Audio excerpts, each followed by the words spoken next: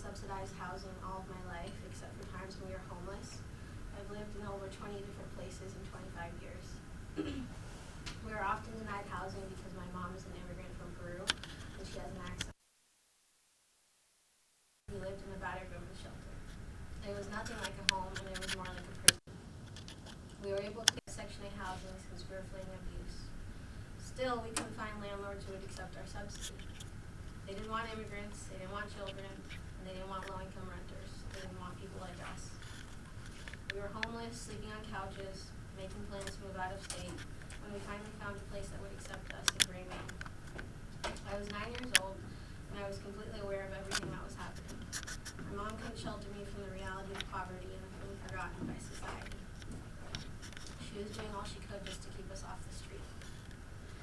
Even when we finally got a place and had the minor protections that Section 8 gave us, like not being able to get evicted in the first year for no cause, and annual code inspections by the Housing Authority, I never felt at home.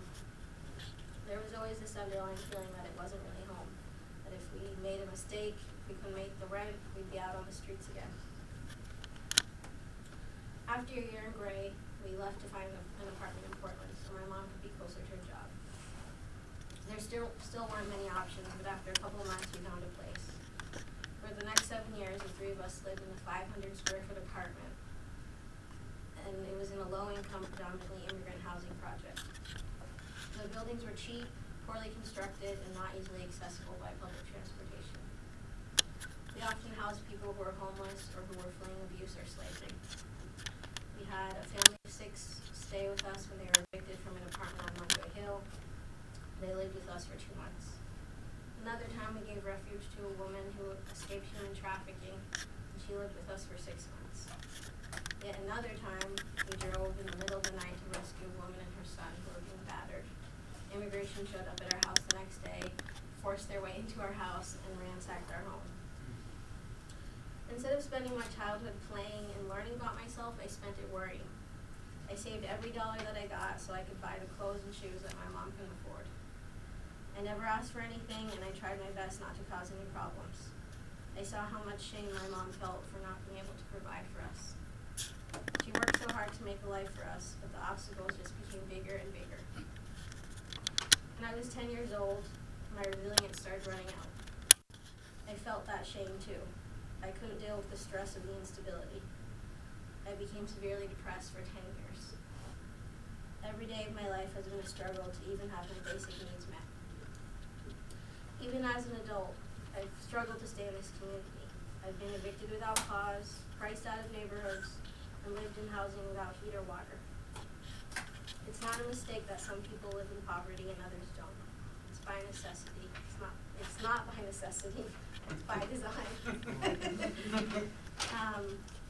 So my experience is what motivates me to help other working people and tenants. Nobody should have to live with that mental anguish that housing security brings. Housing should be a human right. Rights ensure our basic needs from them just by virtue of being alive. You don't have to prove or earn a right. People deserve housing, and they shouldn't have to settle for housing that isn't safe or secure. Portland is in the midst of a serious housing crisis. In the past 3 months alone, over 100 households have been displaced due to gentrification. No-cause evictions are now a common trend, protected by laws that place profits for the few over the lives of the many. As a community, we all suffer when some of us are involuntarily displaced. We must confront this crisis and make sure that everyone has a home. In the current framework, housing is viewed as a commodity, which is determined by the market. Those with the ownership and power can sell and buy it up whenever and however they see fit. When we shift to the human rights framework, it gives us tools with which we can hold the government and our community accountable.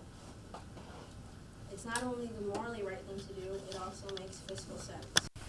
When housing is not guaranteed, there are many societal consequences: added medication costs and homeless services. These could be prevented if decent, affordable housing are available. Housing is a feminist issue. Women and families are the natural victims of housing injustice. We make less money, we work in less stable and often without benefits jobs, and we're often targets of discrimination and abuse. Our Security in the home is often dependent on men, and if our relationship with the man in the household ends, we're vulnerable to homelessness, just like my family was. We face added emotional stress and violence during evictions because our close ties to home and our role as caregivers in the family. Housing policies fail to take into account the special circumstances of women, leaving us more vulnerable of living in inadequate housing. Assessing housing policy from a rights-based framework would fundamentally change the dialogue about how we allocate resources and how we regulate housing to ensure people's basic rights are the highest priority, and not an afterthought to the best workings of the market. Okay.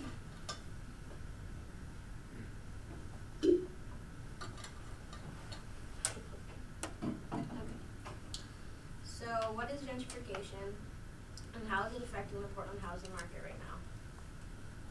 Gentrification is the loss of community control over land. It is the forced displacement that we've been seeing. It happens in low-income neighborhoods, usually where people of color live. It's not an accidental process. It is planned and it's backed up by our legal system.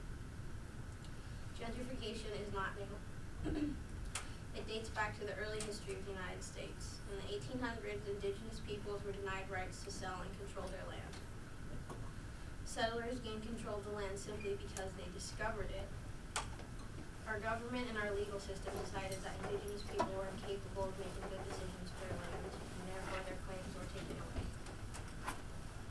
It's important to understanding the gentrification happening today. The government allowed the seizure of native lands to colonizers. Today they do the same thing, but now they're called developers. Developers come in to reshape and recreate our communities. We're not trusted to make improvements to our communities on our own. Gentrification pushes low-income people out of their neighborhoods and often out of the cities. Investments in the downtown have made these areas extremely desirable and no longer accessible to the average worker. As the downtown gets more developed, like we've seen happening in Portland in the last 10 years, the neighborhoods that surround it and those within short commuting distance have dramatically increased in value. These neighborhoods have been discovered the same way the Americas were, so we see developers swooping in under the pretext of fixing up our substandard housing, but pretty soon all properties are targets for takeover. Developers renovate to suit the needs of the elite, flipping low-cost housing to high-end luxury condos. Those wealthy people who moved into these discovered neighborhoods, like Portland, are often called pioneers. The same term used to describe the initial invaders of North America who imposed the white man's ways on the native peoples. Families who've lived in Portland for generations are now being forced to flee. Developers are closing buildings and evicting all tenants as they renovate to cater to wealthier non-community members.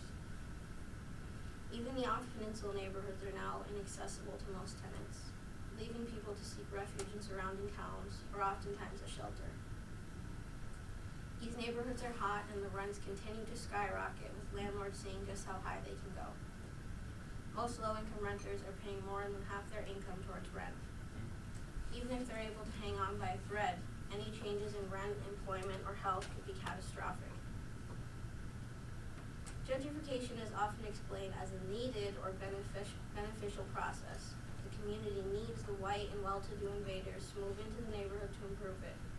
The current residents are not good enough to develop it on their own. Local culture is destroyed and replaced with a superior culture of the gentrifiers.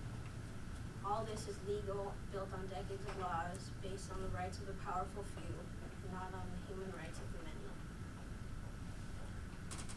So what would it look like if housing were a human right? Housing is much more than just shelter.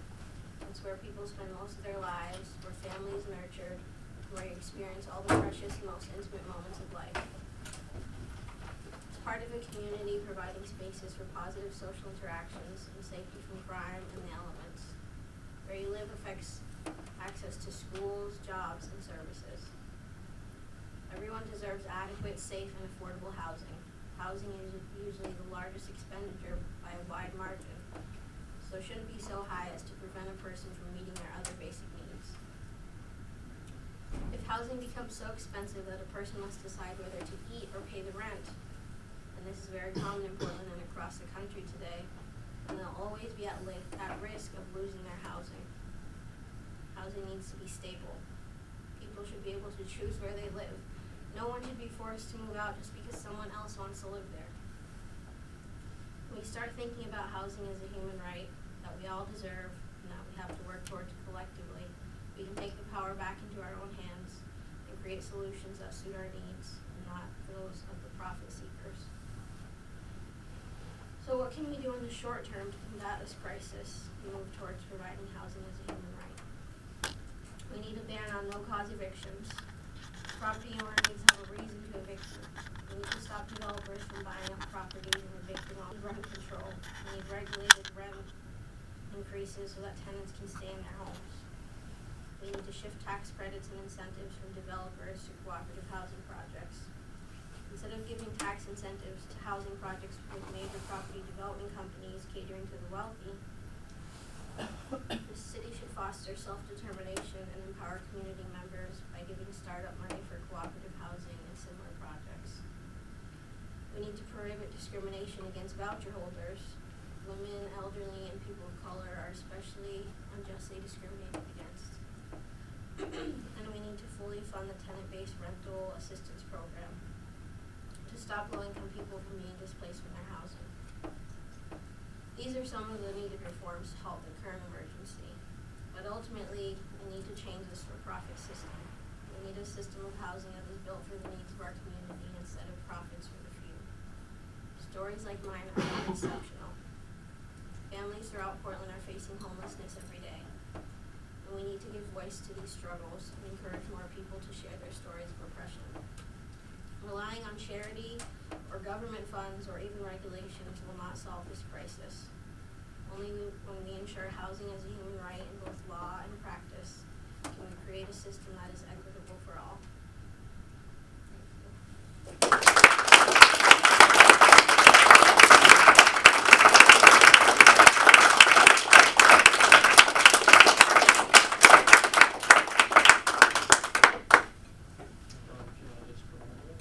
Yeah, cool. That is a really tough act to follow. That was an incredible speech. So I'm going to stand up. I look for this stand, but so when I was thinking about this talk, when I was thinking about housing as a human right, I really wanted to focus in. I mean, I think Crystal put so much of what I had to say already in there, so tough act to follow. But I wanted to kind of draw out some of the bigger questions about why isn't housing a human right, and I wanted to go through what I think are the 3 layers of people who benefit from housing not being a human right. And then I wanted to go a little bit into what would it take to win housing as a human right, and other movements in the past which have made strides in that direction, and say just briefly a little bit about what they've done. So those are the 2 things I wanted to focus on. So why isn't housing a human right today? I think we got it from Crystal, right? Because it's profitable for people for it to not be a human right, right? That there are a handful of very powerful people who make a lot of money off of the housing instability for the many, many people who live in Portland and who live around the United States. And why do we know this to be true? Well, first of all, you can just look at the numbers of homes that are empty in this country. In 2011, there were 18 million empty homes in this country. There were 3.5 people who were homeless at one point during 2011. So that's more than 6 times as many empty homes as homeless people in this country just 5 years ago. And the numbers will be very similar today. In fact, actually, it's even more skewed because it's on any given night, only 600,000 people will be homeless. So you can think about that 600,000 people who need a shelter at one point during a night versus the 18 million homes that sit empty and rotting throughout the country. So to me, what that says is that the instability of housing, or the fact that housing isn't a human right, is not a technical question. It's not a question of the productive level of our society. It's not a question of abundance, but instead it's a social question. It's a question about how our society runs, what its priorities are, and in whose interests it's run in. Because clearly our society does not run in housing in the interests of the people who live in the housing. For ordinary working class people, or for people who are spending the night without a home, this system is really rigged against them, and I think Crystal laid all of that out really perfectly. Sorry, folks. Lost my place. So the reason is that housing is a very profitable business. And so I want to pull apart here the three layers of people who profit from housing instability. So the first, of course, are the direct recipients of the rent check, the landlords, right? The urban landlords. And this is actually a category, I didn't know this before I started reading this book, Evicted, which is a really great book, which tells a lot of stories that are, nail on the head what Crystal just shared her own story. You get a lot of that in this book. It goes through 8 people. It's really, really great. I really recommend it. Before, this is actually the urban landlord is a category that's grown tremendously in the last 40 years. Something I didn't really realize. Actually, housing used to be much different before the dawn of the neoliberal period of capitalist development. Before that, a majority of landlords were actually casual owners rather than cutthroat businessmen. So here's how Matthew Desmond puts it. Many landlords were part-timers, machinists or preachers or police officers who came to own their property almost by accident, through inheritance, say, and saw real estate as a side gig. But the last 40 years had witnessed the professionalization of property management. Since 1970, the number of people primarily employed as property managers had more than quadrupled. As more landlords began buying more property and thinking of themselves primarily as landlords, professional associations proliferated, and with them support services, accreditations, training materials, and financial instruments. According to the Library of Congress, only 3 books offering apartment management advice were published between 1951 and 1975. Between 1976 and 2014, that number rose to 215 books. Almost 100 times as many books. So there's been that, and that professionalization of the real estate industry has been part and parcel of the concentration and centralization of capital, of basically mega real estate companies that own many, many units of many buildings throughout a city. And we know a lot of those people here in Portland, right? There's Port Property Management, who owns, that's a company that owns over 900 units in the Portland real estate market. It owns another 500 in Massachusetts as well. And they are infamous for requiring first month, last month, security deposit, and then you have to pay for an application fee and a background check. My friends were trying to move into one of their places. They have a dog. They needed a DNA test for the dog so that if there was fecal matter in the yard, they would identify them. Just really, so that's Port Property Management. There are other companies indigenous to Portland. There's the Apartment Mart. Then there are what I like to think of as the emerging competitors, people who are dominant in other housing markets who have been making moves into Portland. Probably the most notable example of this is AEG Holdings, who attracted some controversy in the Portland Press Herald, among other places, based on the fact that they recently purchased all the housing units at 6169 Grant Street, and then subsequently evicted all of the tenants with no cause. Another one, Princeton Property Management, owns over 6,000 apartment rent units nationwide, and they now own 477 in Portland. And they see themselves as leaders in the industry, leaders of raising the rent, that is. In the Portland Press Herald expose No Vacancy, the chief marketing officer of Princeton Properties, Sarah Greenhorn, said that Princeton Properties is constantly testing the market, analyzing supply and demand and competitor prices. It seeks to raise rents by at least 3 to 4% per year. We don't tend to follow, she said. We try to lead. So those are some of the. So those are what I would call the faces as the. Those are the hardcore of the first pillar of housing instability, of housing profitability. Is that growing concentrated and centralized mega capitalist firms in the housing industry. There are other people who are landlords as well, but that's the core of that pillar. So there's a second layer as well. And these are the people who facilitate construction, development, and purchasing for the first layer. The key movers in this second layer, I would argue, are property developers and banks. Because let's face it, the major centralization of capital in these super housing companies would not be possible without the capital provided by the banks or from the development and the political work of the real estate developers. Additionally, this second section of capital also acts to exert a constant pressure on the housing market in Portland and around the country.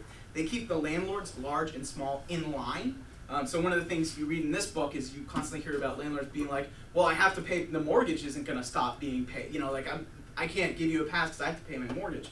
So banks serve to discipline the landlord class, or the landlorders, I don't know. And then additionally, banks set the pace at which the rental market increases by setting the parameters for the purchasing of properties. They decide what loans are viable and allowed and what loans aren't, and they seek to extract as much money as they possibly can from each of these loans. And interestingly, this has actually led to an overall decline in the apartment market profitability for landlords in Portland. Britt Vitalis, the president of the Southern Maine Landlords Association, noted in the same Portland Press Herald article I just quoted, that while gross income, you know, the total revenue coming in for landlords has expanded dramatically over the last several years, the return on investment for capital in the industry has actually fallen from 9% to 7%, which is a pretty steep cut considering how much these people are raking in. So I don't have the exact numbers and figures here, but my guess is that it has everything to do with banks, this second layer, asserting themselves inside the market and competing over that sliver of those sections of profit. So that brings me to the third and final pillar of the social structure that keeps the housing market as it exists. And I would argue that that's actually the wider layer of capitalist enterprises which rely on market penetration into all aspects of working class life in order to ensure a disciplined workforce. I just said a lot of words. What do they mean? It means that people under the thumb of their landlord are much, much easier to keep under the thumb of their boss, right? We've seen declining in wages, in real wages for working class people in this country for the last 40 years. That has to be connected to the instability, to the growing instability in ordinary working class people's life. Think about how hard it is to stand up to your boss when you know that if you say one wrong thing, you can be fired for no reason and then sent into a tailspin when who knows how long you're going to be in your home for, essentially. Conversely, if the market was removed from working class housing, think about how much easier it would be for people to stand up to their boss at work, to do what 40,000 Verizon workers are doing right now up and down the East Coast and go out on strike. Be a much easier proposition for people if we weren't afraid of losing our housing, our health care, along with everything else. So by forcing people to rely on the market to provide them with housing rather than having housing guaranteed as a human right, capitalists as a class of employers strengthen themselves in their battle against working class people. Therefore, it's not just the landlords, it's not just the banks, but literally the entire capitalist class, which has a vested interest in the maintenance of housing as a market and not as a human right. Okay, so what, way over time. What can we do to win housing as a human right? So I wanted to start with these three pillars because I think it shows the immensity of the challenge we're up against and the hugeness of our task. Because what we need in order to win housing as a human right is a social movement that's large enough and disruptive enough to shatter the unity of these three pillars, right? We need to create a social climate that sets this band of brothers warring against one another. Only by turning them against each other and breaking apart their class solidarity will we be able to extract concessions as large as housing guaranteed as a human right for all people. But we should say that this is much easier said than done, and reconstituting this kind of struggle will be a long, varied, and tumultuous struggle itself. So we can and should draw inspiration from the experiences of past struggles, which have won the expansion of democratized housing. I'll just mention very briefly two of them, which were, I think, the 1930s into the early 1940s, and then the 1960s. So the 1930s and 40s, fights for housing rights intersected with rising class struggle of an industrial working class on the move against the bosses in a variety of ways.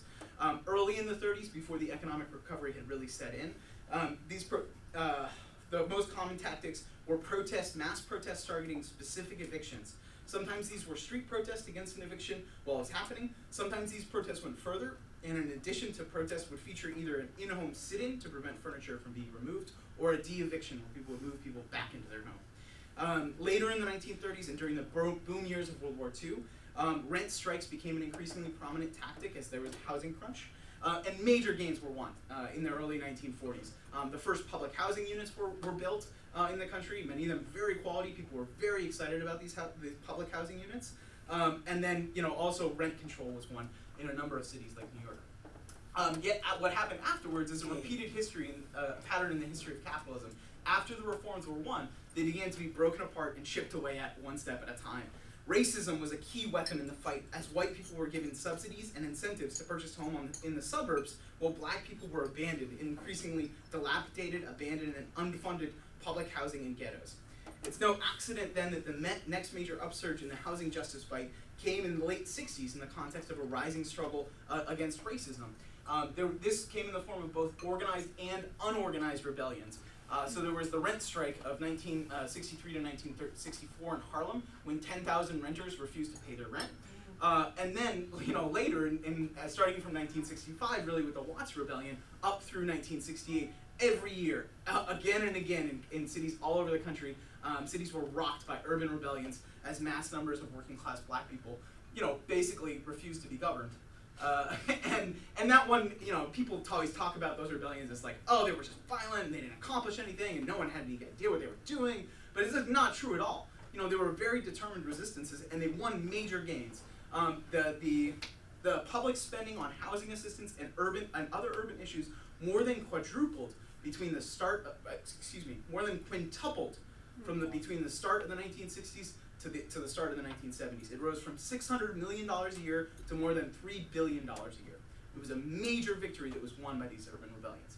So that's the scale of the fight that we need to commit ourselves if we're going to win housing as a human right. And remember, they didn't even win housing as a human right. They won major, major gains, but those gains were then taken away within the next 20, 30 years. So that's the scale of the fight. And I think we have to be honest that fight is in some ways a little bit out of our hands, right? We can't, if this room says we're going to have a rent strike tomorrow, it's like, great, who are these people? And likewise, if we said we're going to have a riot tomorrow, it's like, everyone would look at us like we're crazy people. But we can, so we can't summon a riot, but what we do today matters, and we can lay the basis for the explosions which will emerge, and we can seek to arm people with as much organization, as much political clarity, and as much political confidence as possible, so that when our side goes into the next eviction, to the next rent hike, to the next protest, more ready, more prepared to fight. But if that's our vision, which I think it should be, then we also need to get engaged in the much more challenging work of figuring out how to move that project forward, one step at a time, one day at a time, one conversation, one meeting. That takes a lot of work. And I don't have to speak to any of it right now. So I'll just close by saying this. To win housing as a human right would be an incredible transformation of all of our daily lives, but it's also not enough. I think that it's an incredibly important building block, but think about all the other things that should be human rights but are denied to us by a sick society that doesn't give one bent penny about the lives of the people who live under it, right? Housing should be a human right. Food should be a human right. Well, leisure time should be a human right. You should have time to enjoy your life. You have dignified work that's meaningful, that's respected, and that's democratic. Those are human rights. That's a human need. And all of those things, and many, many, many more, are denied to us under capitalism.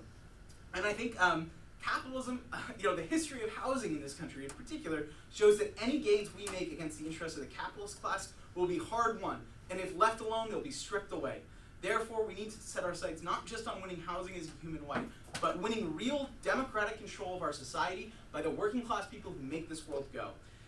We need to talk about also getting rid of capitalism completely and replacing it with a society founded on human rights, solidarity, and radical democracy. That's a society I call socialism, and I hope you'll join me for fighting for that as well as human rights. Or as housing.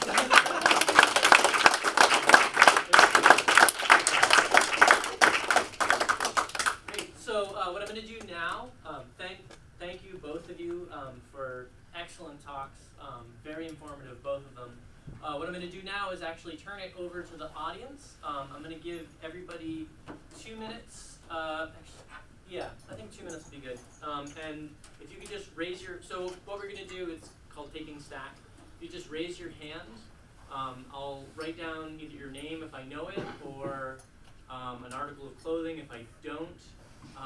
And then we'll just go ahead and go through that. That way everybody gets a chance to speak. I'm also going to limit it to 2 minutes, so that way everyone gets a chance to speak. And when you're coming up on your last 30 seconds, I'm just going to tap on the desk like this. And then when it's time for you to wrap up your comments, I'm going to give it a little more assertive sounding rap on the desk. And that's when you'll know to stop talking. and let other people have a chance. So if anybody wants to get on stack, go ahead and take the first round of hands. Go ahead. I've heard that you help co-chair a tenants union or a renters union here in Portland. Didn't know there was one, so I was hoping that maybe someone could talk about the benefits of joining one. Because I'm going to be a new resident here in an upcoming week. I found a place. Great. So yeah, it's very expensive. But yeah, it is what it is.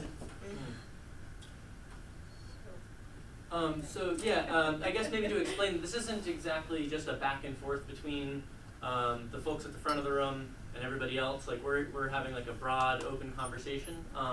And Crystal, if you'd like to get on stack, we can go ahead and have you answer that. I don't remember. Ash.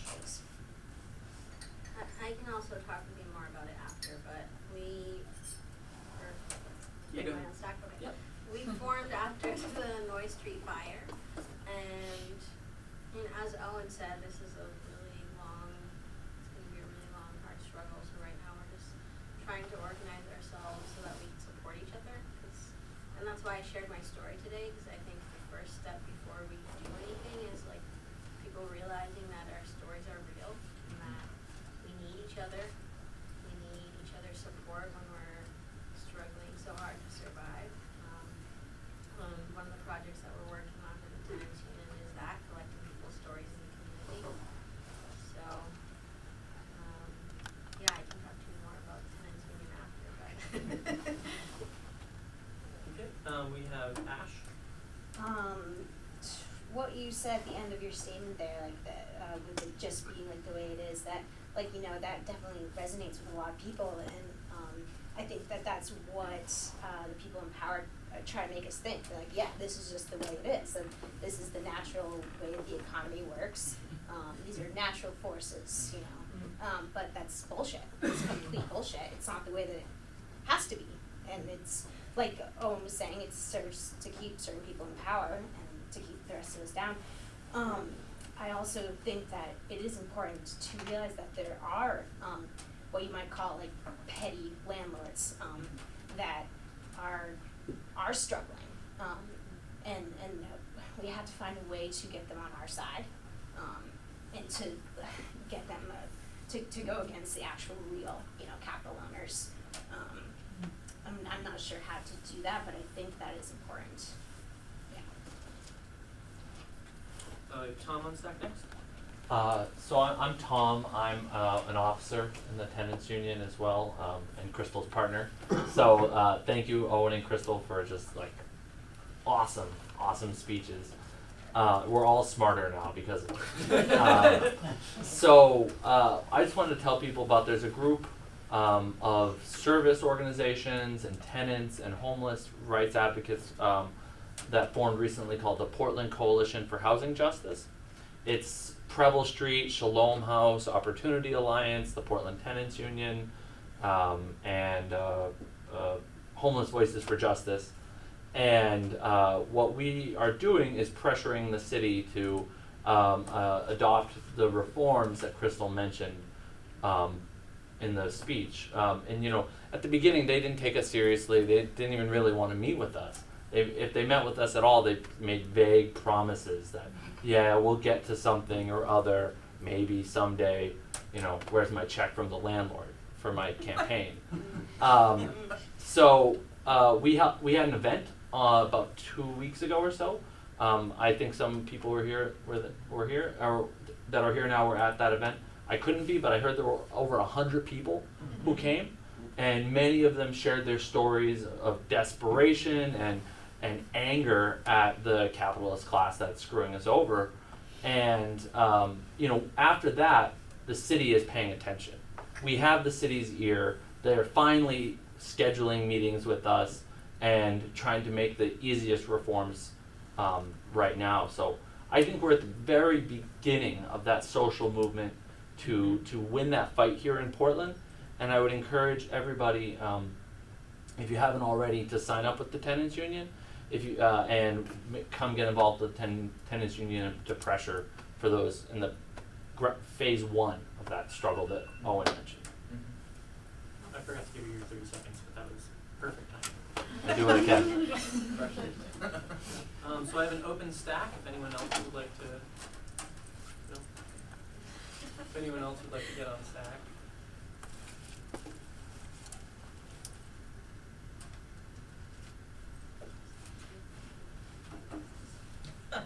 Well, what I will say is we have 2 sign-up sheets here from 2 of the organizations that are co-sponsoring this event. One for the Portland chapter of the ISO and one for the Maine Greens. And if you haven't signed up with either of those, the Portland Greens are the organization that hosted this event tonight. So if you'd like to be informed about upcoming ones, be sure to get on that list and we will let you know when the next one is. Yeah, if you could pass those around, that would be great. Anybody else want to get on stack? Anybody have stories or thoughts? This is the quicker meeting part. Yeah. It's part of every political meeting. I guess maybe I'll throw out a question, and maybe Amy some wanted to folks get in on the stack. room can answer it for me. What do folks in the room feel like the next steps are for us, for those of us in this room, and for maybe people who are not in this room tonight because they couldn't make it? What do we think the next steps are for Amy, for us to actually get from where we are now to where we need to be? I guess I'm Amy. I'm just curious, like what, and other people who are maybe part of the tenants union or the coalition that you mentioned, Tom, can speak to it, but like where you feel that city council is starting to be more receptive, or what are some of the maybe short-term goals that you listed that they're starting to like listen more to? Because I think one of the things that's been really frustrating for me over the past couple of years, I think there's been around a lot of different issues. I've seen the city come together with a lot of heart and show up at city council meetings and share stories, really powerful stories, that I don't think people share lightly or always want to put out into the world, but they do it because they want to make the world a better place. And then half the people who show up to these meetings are showing up, out of desperation, begging for help. And then there are people showing up at these meetings, like the general assistance meeting last year before general assistance was cut. There were people showing up with checks, waving checks in the air saying, let me help, like what can I do? And it's so frustrating. I think what you brought up, Owen, about there being a crisis of democracy is so key to this. The fact that we keep having to show up to these meetings, and after the very end of the meeting last week, Ethan Strimling, he wasn't there for most of it, but at the very end of the meeting he got up and, talked about how he really needed people to keep sharing their stories about eviction. And I do think it's important for people to keep raising their voices and to keep sharing their stories. But to hear him say that after a meeting where people kept sharing their stories and putting themselves out there, after the Press Herald did that expose, after this has been a documented problem on a national scale, how dare you? How dare you say that we need to hear more of your stories? You know what the story is, and I don't think you're working for us. And I think that's one of my frustrations with pushing. I know that pushing city council has a role to play, but I just feel really frustrated about the democratic process in Portland right now. So I have Matt up next, and then Ken. Actually, Amy addressed the topic that I was going to talk about very well, better than I would. I was curious when you had mentioned that they were receptive to hearing stories at the city council level, and we always have the hope that local government will be more receptive to the needs of its citizens, because it's not like going to the state legislature and saying, can we have more state housing subsidies? That's a much bigger battle. You would think that we would have a lot more power as citizens of Portland in a much smaller community that should be able to work together towards, basically a commonwealth, right, where we're all taking care of each other. And it's disappointing to hear that they're more interested in as you mentioned, sort of listening to special interest groups and lobbying groups who perhaps finance their campaigns. But I think that the first step maybe might be going to them and pushing for a no reason, a ban on no reason eviction, because that seems absolutely ridiculous. That seems like a no-brainer, that even the neoliberals should all get together and say, oh wait, we should probably do that. You don't have to be a socialist to think that that's a dumb idea. And so that might be the first step that I advocate for, and I'll write a thing into the Portland Press Herald and I'll talk to my friends. But I really don't know how to get a big group of people out in the street, because that's the only thing that really makes them pay attention, like what was mentioned. So I have Ken, and does anyone else want to get on?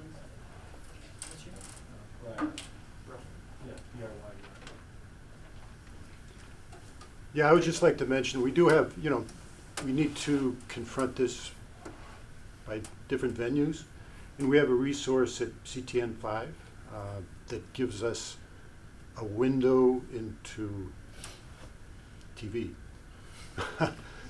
that can document these stories and present them and not have them go into the air. And capitalists have a very short memory. And, to keep reminding them and pushing. So there's every last Friday at CTN5, we're going to meet, have, as Brian says, like food, and then interviews. So it's a time to gather, and as well as to share our stories, and how that gets organized is kind of a process that's happening now. So I'd just like to put the invite out there. Or, the last Friday, this Friday, show up, visit the TV station. Ken, what time does that happen? What time on the Friday? Oh, that's a good question. I'm supposed to be there. I'm there at 4:30, so I think it's around 5:30, 6 o'clock. 5:30. So it's anyway, I'm just putting it out there. It's a great group of people. Tom's great. He works with us. Anyway, big time. And if you sign up for the email list and you give me what time it's actually at, I can send that out to everybody. Yes. So we have up next Briar. So this is a question for you. There's a real momentum right now, even though I think, this is my personal opinion, Sanders lost all of his credit as a self-described socialist, and really is just a social democrat, which is ideologically a capitalist, but especially running for the Democratic Party. And trying to identify some actual framework in which socialists can organize is really difficult, because there's the International Socialist Organization, there's the Socialist Alternative, there's Democratic Socialists of America, there's the Party for Liberation and Socialism. Are you guys not communicating, and what do you define yourselves differently as? What are the actual underpinnings that set you aside from the others?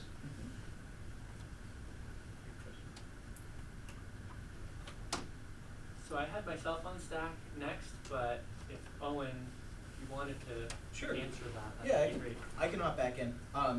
Before I address that question, I just wanted to speak to some of the city council stuff, and just say, the reality is we don't live in a democracy.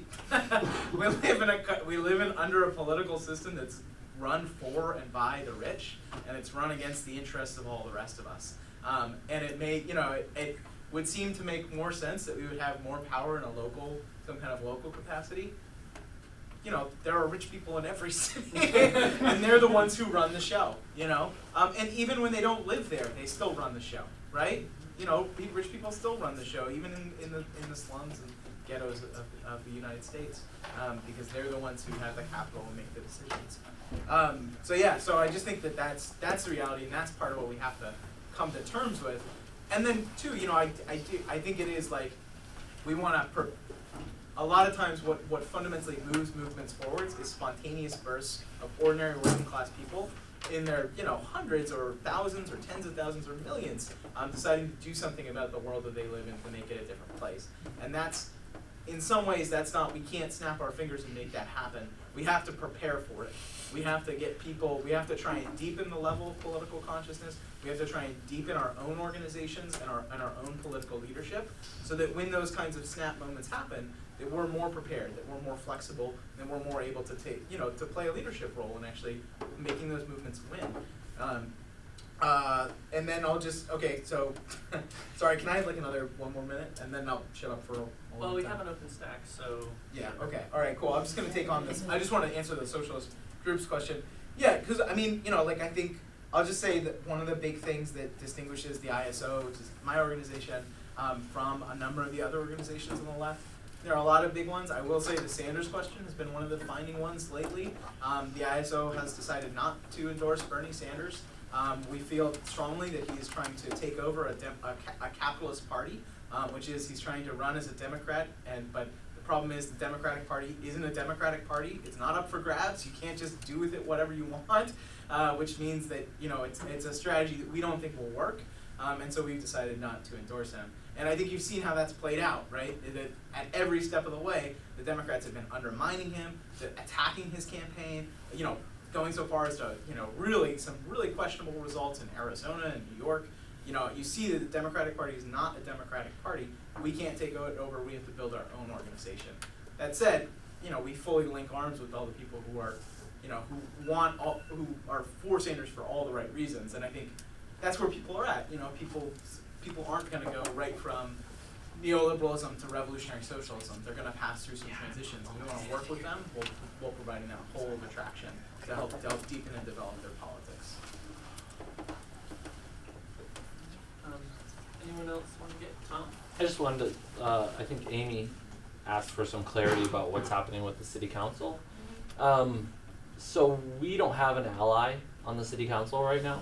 That the people on the city council, all 9 of whom are Democrats, by the way, are literally a huge majority, literally landlords, property developers.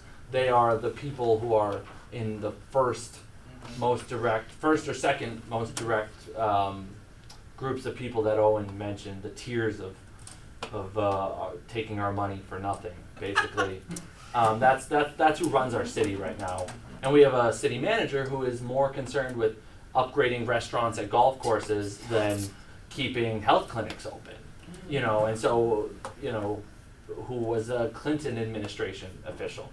So we shouldn't be reliant on the city council to do our business for us. I will say this, that in other cities there have been real huge victories. Oakland, California, which has been, ground central for gentrification in the country, like up there with like Brooklyn and San Francisco and like other communities that have been like on fast track gentrification. They had over 200 people testify at a public hearing on a 90-day ban on no-cause evictions and a 90-day rent control law that limited rent increases to 1%. And while that's not a revolutionary victory, they won it.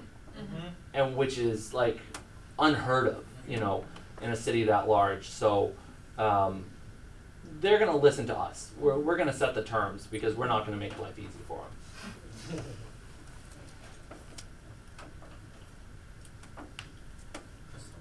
I just wanted to say too that I think this moment right now with the coalition is a really big opportunity for us, because since all these other organizations that we're working with are really big name organizations and they don't have a really strong political vision or strategy, we're kind of at the helm of all of it, because since they're nonprofits, they can't really put themselves out there, and so we're kind of able to steer where all of this is going, and it sort of legitimizes our organization too.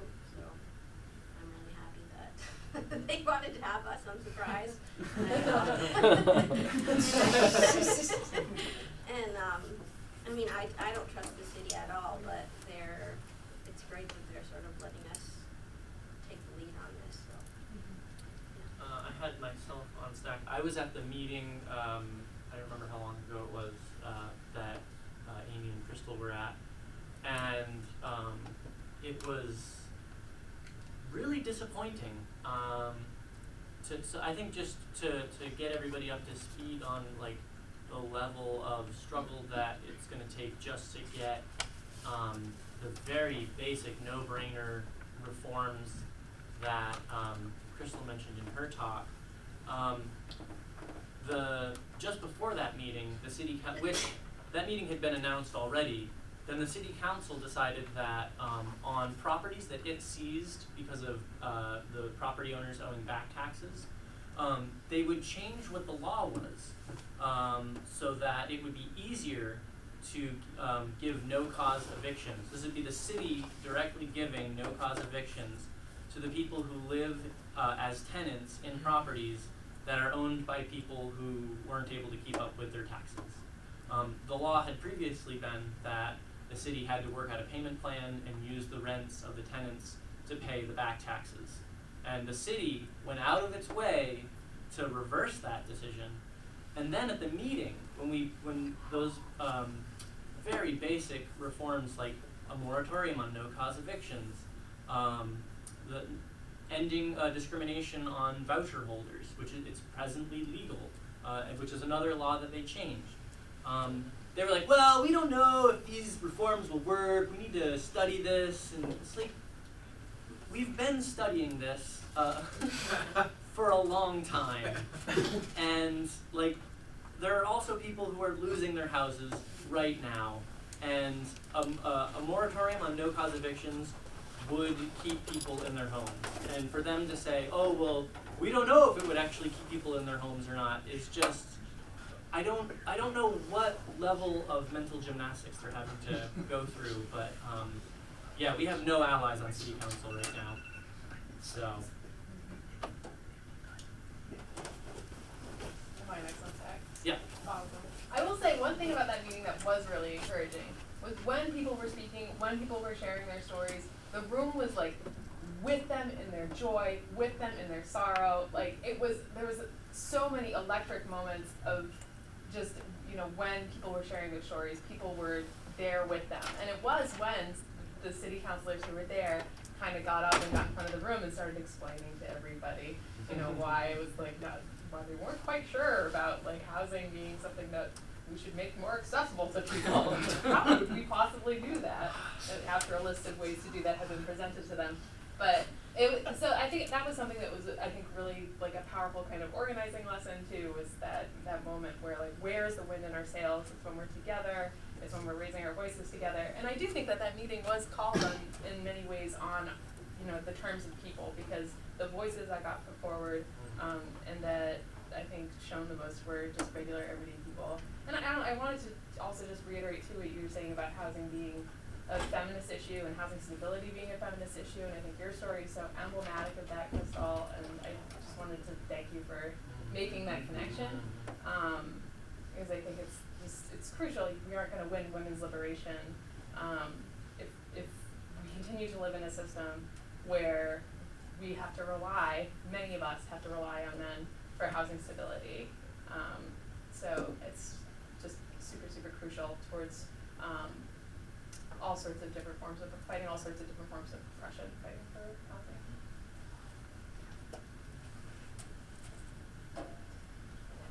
I'm gonna let it rest for a little bit and see if there's anybody else who wants to get on Stack. And then after that, I'm gonna close Stack and put it back to you guys if you have any final thoughts. And I'll just say one last time, thanks everybody for coming out. Thank you for signing up for the email list. If you haven't already, please do. I have it here to see me. And we'll let you know about the next one of these events that we'll be holding. And also, check out the Portland Tenants Union, check out the USM Socialists, check out the USM Greens, and check out the Portland Greens. So, anybody else has anything they would like to say? Mark, did you want to get on staff? No? Yes, I do. Okay, go ahead, I Mark. was going to say, I was there at the meeting. When Tom told me, can you make it a meeting, I told Tom I won't be there. I definitely showed up. And I give my speech live. I did all I have and some. And I hope that they'll get on the stack and bad start doing something, oh, there's gonna be trouble down the road. We don't want that. And we don't want that. When people be alive, roof on their head and food to eat. And again, there's too many hungry people living in the streets and borrowing for money. And it's pretty sad. Well said. With that, I'm gonna pass it back to you guys. You can flip a coin or. Okay, I'll do it first. I don't have a lot to add. I think this was a really good discussion. I think that the hotness of the room makes it feel later than it is. But yeah, we should maybe keep the conversation going afterwards. If people want to go grab a beer or some food or something. Yeah, I'll just again, I just think it comes back to just the absolute domination of how successful the capitalist class has been in the last 40 years at attacking the living standards of ordinary working class people. Just the period that that we're coming out of, the end of neoliberalism, it's not even the end of it. It had an economic crisis. It tanked the entire world economy, and it's still alive and well, right? Neoliberalism is everywhere. It's still the dominant framework. And that's why no cause evictions, which should be like, yeah, you shouldn't be able to just like lose your house for no reason. Well, no, because neoliberalism says that the market is always right. That there will never be a case where the market is wrong. That's like the ideology of neoliberalism. If the market's doing it, well, then it's got to be good. If 10 people have as much money as the entire bottom 40% of the country, well, the market's doing it, so clearly those 10 people are really great. It's actually 5 people. It's the Walton family, and they have as much money as the bottom 33.3% of the United States. So, 5 people are worth as much as 120 million people, and that's the market doing it, so it's got to be correct. And I just think that's the absurdity and the lunacy of life under capitalism. We've got a long and hard struggle ahead of us. The last 40 years have decimated our side. Not only just, our living standards, but also our politics, our organization, our confidence, and our ability to fight has really been decimated. And that's why things have gotten so bad. It's because that they've taken that ability to fight away from us, and that's made us unable to respond as things have gotten worse and worse. That needs to be rebuilt. That's going to take a long time. It's going to be a lot of work, but it can be done, and I hope you all join me in making that happen. One step at a time, one day at a time, and I think it starts by getting involved. It starts by leaving this room with thinking about how you're going to get involved in one of the organizations. Whether that's the Tenants Union, the Green Party, the ISO, because it's that engagement that's going to rebuild our ability to fight, and that's what we need. So. I just want to thank you all for giving me the space to share my story. I was telling Owen before I gave my speech that I've been avoiding giving a public speech for 15 years, so this is my first time.